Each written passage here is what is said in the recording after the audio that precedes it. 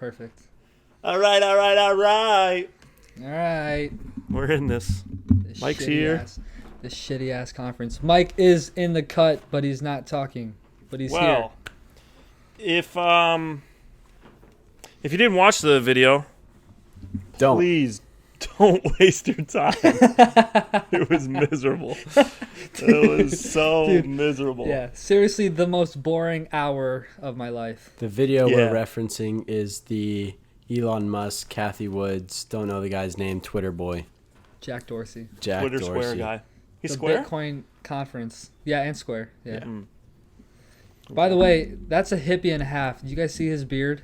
I thought it was kind of sick. It was kind of cool. He had piercings, did he not? He had a nose ring, yeah. He looked like he was just living life, you know? Bro, he looked like, in all the countries that he mentioned was like, yeah, I was in fucking bumfuck Egypt, like random ass places. It was like, oh, that's pretty cool. Why is he out there? Like it was random places. But we watched #the B word. Don't know why it was called that.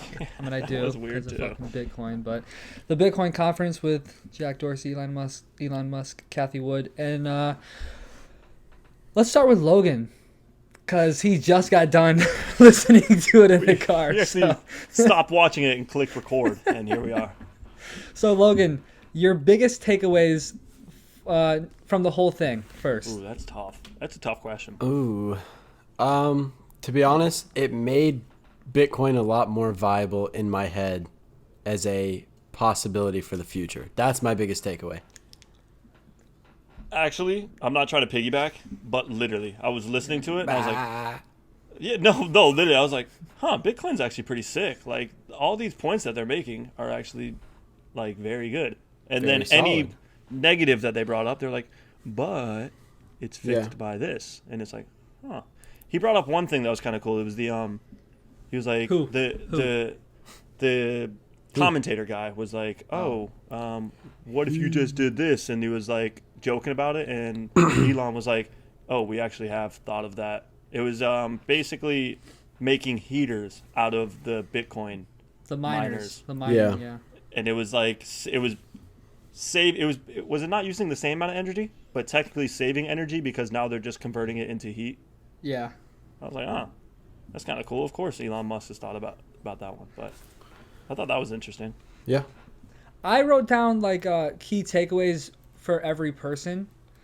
So with Jack, my key takeaway with him pretty much the entire time was he pretty much views Bitcoin as the global internet currency, and what that will do, in his words, it'll erase like the currency conversions by country, and it'll make people's business plans, international business plans, a lot easier because you don't have to go through the currency conversion. You just like, okay, I'm accepting Bitcoin because we're on the internet. This is what we're doing. Easy, easy. He was the one, thing. He really drove that home because he was like, he was making all the payment options that we do now seem like very, very outdated. Archaic. Yeah, Stupid. exactly. Yeah, it was like almost talking about the credit cards that we use. Like, why are we still using these debit cards and credit cards or even cash? Because he was like, this is so much more streamlined, and it's instantaneous, and it cuts out any kind of hesitation or middleman that there may be between countries or even between person to person. I'm glad you brought that up, Jared, because like I would have completely forgotten until you said that. But yeah, that was a big thing, is the current like transfers now, right? I think he gave an example. If he was in one country and wanted to send money to his family in another, it would take like, I think 2 to 5 business days going through this old ass bank system that we use now, where it has to convert it and then send it, and then there's a waiting time and all that stuff. Whereas Bitcoin, it's automatic, as well as there's no conversions that need to be done. Bitcoin here is the same as Bitcoin there. Exactly. And on top of that, it seems like it cuts out any transaction fees that there might be. Right. And that led me to believe what I typed this. I wrote this down as like a question. They didn't talk about it, but I was like, how does that compare to taxes? If it's cutting out the conversion rate and all that kind of stuff, sending it country to country and all the fees that may be involved in that, could taxes possibly be cut out of the equation? How could you tax Bitcoin? Could it be? Well, you would tax it as an investment like it is now, as just a capital gains tax. No, but I'm saying if you were to buy something right now on the internet, there's a sales tax. Oh. Can they tax that? That's you know? that's what someone mentioned, and the thing is, they said like they were, I think it was Elon or the Jack Dorsey guy. They mentioned, because they both have made very successful apps like dealing with money, right? Like one is Square, one is PayPal. Mm-hmm. They said there were a lot of constraints and limitations that they had to make for these applications that they made because of the foundations that the current money system was built on. Right. Whereas with Bitcoin, those like restraints are no longer there. There's no like we have to get taxed on this. Those foundations are no longer there, and it kind of alleviates a lot of the problems that they had or hurdles that they had to overcome to make these applications, because Bitcoin is just pretty straightforward. Right. And I don't even see how you could tax that. Who would the tax go to? Because, you know what I'm saying? Well, if you are buying something, for example, if you're buying a pair of shoes off of the Vans website and you're paying in Bitcoin, Vans could still charge the sales tax. Possibly. Sure, but you know I'd rather my money go there than somewhere else.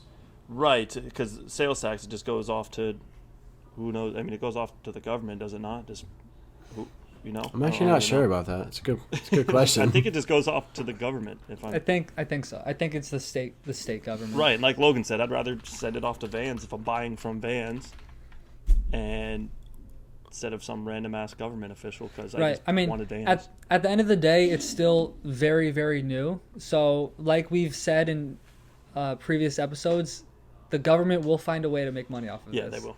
We're talking like we found the loophole. So taxes and essentially, people charge sales tax because there are laws that you have to do that allow the seller to collect funds from the consumer. So they like cover that by paying the sales tax, essentially.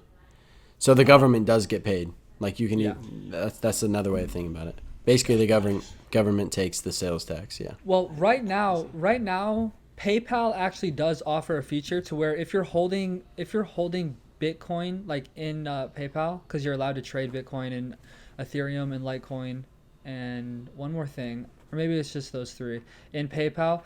If you want to like buy something online, you can, for example, go to Vans and buy like those shoes, and you can press pay with PayPal, and then you can choose Bitcoin as an option.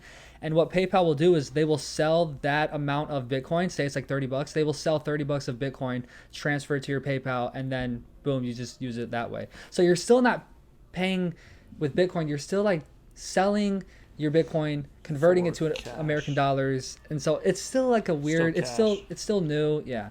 So I don't know. I think they have, like you said, watching it kind of put like a different, you know, like a different stigma in my head with Bitcoin. It makes sense. I still don't completely understand it. I told Mike this like 10 minutes ago. I'm consciously incompetent, meaning I know I don't understand it. Mm-hmm. Some people are unconsciously incompetent, meaning they don't know what they don't know, and that's not good. And I have a feeling that's a lot of people in the crypto space. But the one thing that I wrote down that's completely separate to all this, but actually was one of the very few negatives that I found from this video, a negative against Bitcoin, was that there is, you know, we always talked about there's a finite amount, and we always talked about it in like a good light. Okay. Yeah. Supply and demand wise, yeah. The more I thought about it, there's 23 million coins in circulation, or like total. Available. Available. Like, once they're mined and yada yada. Right. And how many dollars are there? I wrote it down and it said it in the video. It's like 8 trillion. 8 right? trillion. Yeah, I think Cathie Wood said 8 trillion. Yeah, it was 8 trillion. And I was thinking, because we used to always talk about, there's a finite amount, which means it holds its value and yada yada yada, which is good. But the more I thought about it, I was like, there's people out there, out of those $8 trillion, who have a lot of money. But that's okay because it doesn't exactly hurt the little guy. I was thinking there could be Bitcoin whales out there that can hoard the money and acquire more and more, which means other people can have less and less, which means some people are literally going to have zero. That's just how it works. You know what I'm saying? Some people are literally going to have zero Bitcoin, which means if it's the currency of the future, like what are you buying? Whereas the American dollar, you could just print more, and it may be less, but at least those little people have a dollar. You know what I'm trying to say? Yeah. Yeah. Mm-hmm. Like it's almost kind of like, ooh, scary in a way. Yeah, I agree. I think I don't know if Bitcoin necessarily will be the one like that goes to the future. I think it's more the principle of it, because Bitcoin itself would have to be, there'd be so many regulations and laws that would have to be put in place in order for it to actually go anywhere, like you're saying, because you're right. People can do that with money now, but there's always the opportunity that people can work for it and earn it. Whereas with Bitcoin, if there is that just solid finite amount, there could be whales, like you said, that just hoard it. So there would have to be rules in place. And the whole reason people like Bitcoin is there are no rules. So then it's just a whole big thing. Yeah. I guess, like you said, I could see not saying like this is going to happen, and not saying like Bitcoin's going to be the only thing. I was just saying in a world where it does happen, or it did happen, it could be possibly in a way where instead of Bitcoin being the thing, it's just cryptocurrency as a whole, and Bitcoin is one of those. Say, let me just put it in simple terms. I'm not saying like this is it, but like Bitcoin would be US and Ethereum would be a different country, and this one would be a different, and maybe they have different values depending on whatever crypto it may be. And so there's a finite amount of each one, but there's a lot of cryptos, so it doesn't really cap off. So it does. So I mean, I don't know, just an idea. Yeah. The weird thing with crypto is it's backed right now by the US dollar. So, and a lot of people, when this thing was going on, and I think it was streamed like 2-3 days ago, people were live tweeting like, if you're short the Fed, if you're short, the American dollar, buy Bitcoin. But in my mind, I'm thinking, the only thing that backs Bitcoin is the American dollar. So like, if I'm short the American dollar, why would I not be short something that's being backed by the American dollar? Wait, yeah, and if the dollar goes away, then Bitcoin is nothing. So how is it exactly? So what's the number one thing? Yeah, because like back then the dollar was backed by gold, and along the lines that stopped. But like now, the dollar's not backed by anything, but Bitcoin's backed by the dollar. I guess you could say the dollar's backed by the federal government, right? But Bitcoin's not backed by anything because it's decentralized, and the only thing it's backed by is the American dollar. And if the American dollar is going to nothing, then what is Bitcoin? You know what I mean? So it's very confusing. This sounds like a little black hole that we could go down for 4 days. Damn this video. Also, to piggyback off one of the negative things you wrote down, Max, Elon, I actually I have key takeaways for each person, and Elon was the only person that I wrote down a negative for. Because he said over and over again, Tesla will not take Bitcoin as a payment until Bitcoin becomes more sustainable with renewable energy. And that took me back to an episode we did a while ago where I explained that the Bitcoin mining, the energy is like comparable to countries. So that's another thing where Bitcoin and crypto as a whole they're gonna have to work on it, or it's just not gonna work. And like Elon was like very adamant about like, if they cannot switch to renewables, then Tesla will not accept them as payments, because the whole purpose of Tesla is renewable energy. Exactly. Solar, wind, electric. To that point though, he also did say he felt like they were trending in a positive direction, and that he did see in the future them re-accepting it as a payment. Right. He did. Yeah, those were literally the only two negatives. It actually made me think, wow, this Bitcoin stuff kind of fell off the train a little bit because it died and all the cryptos fell, and I feel like it's just kind of natural because it kind of lost its steam. So everyone's like, oh, let's not talk about it anymore. But like watching that video, I was like, huh, these billionaire geniuses are talking about something that this is literally their like line of work. The girl's an investment asset manager. Like you might she was talking about back in 2009. That's long time ago. You know, she was talking about like the economy back then and like the deflationary period, and that's actually what I wrote down about Cathie Wood. Was she was all about Bitcoin as a hedge against deflation, but she also said it was a potential hedge against inflation. So you had two technology geeks with Elon Musk and Jack Dorsey who were saying all these incredibly confusing words that like really bored me to almost like go to sleep. Then it was cool to see Cathie Wood as an investor, like talking about Bitcoin as an investment. Yeah. So it was it was kind of cool to see two different things. But again, to the point of the American dollar, with deflation, prices are going down because there's not as much money in circulation.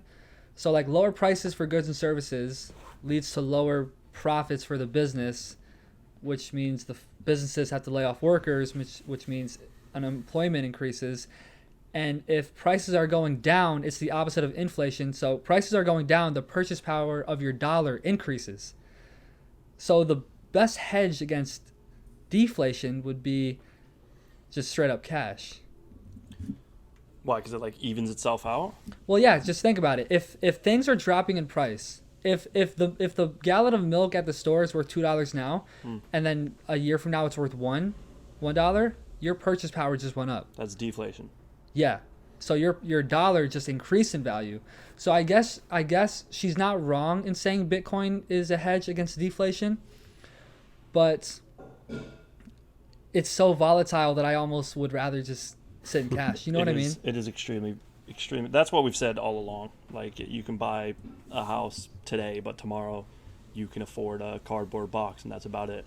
Right. So because my dollar during deflation is guaranteed to not lose money. Yeah. But like Bitcoin could crash. Yes. And then there goes all that money that I was hedging against deflation. I was like, oh well, where'd it go? A 10% drop is normal. Is a normal afternoon. Right. Yeah. Which is sketchy. I don't know. I think all in all, it did make me bullish on Maxwell on crypto as a whole. But I think, like anything new, there's a lot of hate against it. There's a lot of unknowns. There's a lot of saying no, I don't want that, until one day it all kind of clicks and people are like, oh, this is the future. We're gonna start using it. I could see it being extremely relative in the future. Yeah. When that is, I don't know. How it is, I don't know. There's going to be a hell of a lot of changes. Yeah. To get to there, but it may not be the same crypto that it is today, but it'll be there. Is what I got from the video. Logan, bear or bull? Okay, I was gonna answer this like with my like parting words, I guess, like Max just did, like my final takeaway. I wouldn't say I'm necessarily like bullish in the fact that, oh, this is definitely going to be something. But I'm like, if I had to put a label on it, I would definitely say that I was. Do you know what I mean? Right. Like if you made me pick bullish or bearish, definitely bullish. I think the podcast or whatever video you want to call it, definitely, I guess it answered a lot of questions that I think we had about Bitcoin in terms of what are its actual uses other than just it's a digital currency? What are its benefits? What are its negatives? I think it answered a lot of those, which was really good. But I still think there's a lot of core implications about Bitcoin that we still don't even understand. Big word.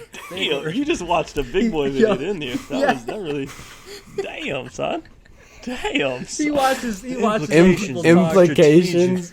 Bro, strategic Michael, hop in here and tell them the implications is not a big word. Define it and spell it right now. Thanks, Mike. Thanks, Mike. You haven't talked in 7 weeks, but for you viewers, Michael has said you guys are really fucking dumb. Thanks, buddy. Jared, bullish, bearish. You gotta be bullish on crypto as a whole. Because like you said, both of you said, it's just a matter of time before cash just does not exist anymore. But the government will come up with their own cryptocurrency, I believe. And a way to tax it, regulate it, blah, I mean, blah, it blah, literally could just be called, like what, USDC? Fuck you, United States dollar crypto. We're still going to take your money, crypto. Digital USD. Yeah, there you go. Which is pretty much what we have right now, but whatever. It's just a card that we have. Yeah, I think you got to be bullish on crypto as a whole. But like you guys said, there's just going to be a lot of innovating that will be done, and it's just going to have to be done. And for me right now, I have no clue what's going to make it out and what's not. But yeah, no, it was a cool video. I'm happy we all watched it. It was thrilled. very confusing. I'm thrilled that we watched that.